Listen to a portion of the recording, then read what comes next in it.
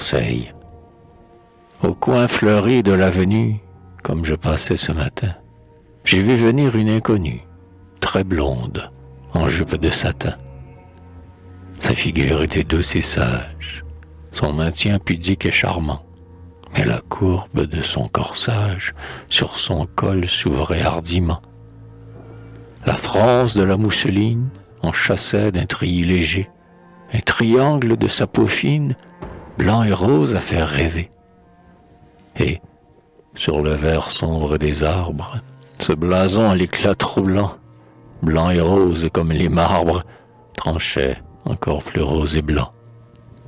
Elle se rapprochait, très lente, et, furtif, je vis sans effort, parmi cette blancheur vivante, étinceler une croix d'or.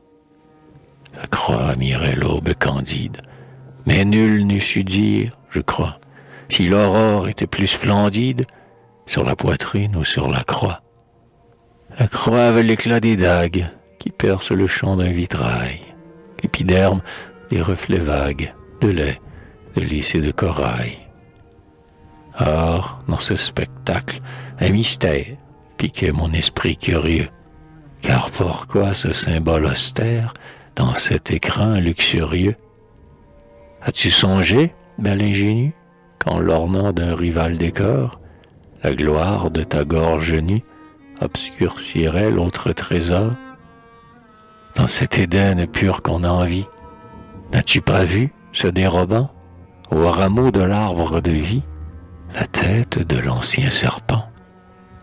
L'or sacré qui sur toi repose, parant son moelleux coussin, fait, comme en une apothéose, luire la neige de ton sein. Or plus d'un, à voir cette image, sur le velours de ce rideau, va, tournant à mal son hommage, préférer le cadre au tableau. Et tu tiens mon âme incertaine, flottant entre deux paradis. La croix prêche que je m'abstienne, mais la chair murmure.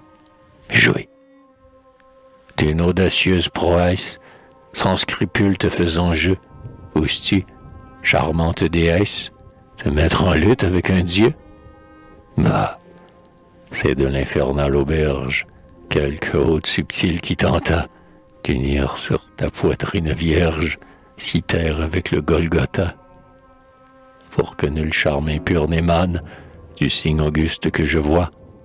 Enfant, cache la chair profane, qui tu veux arborer la croix.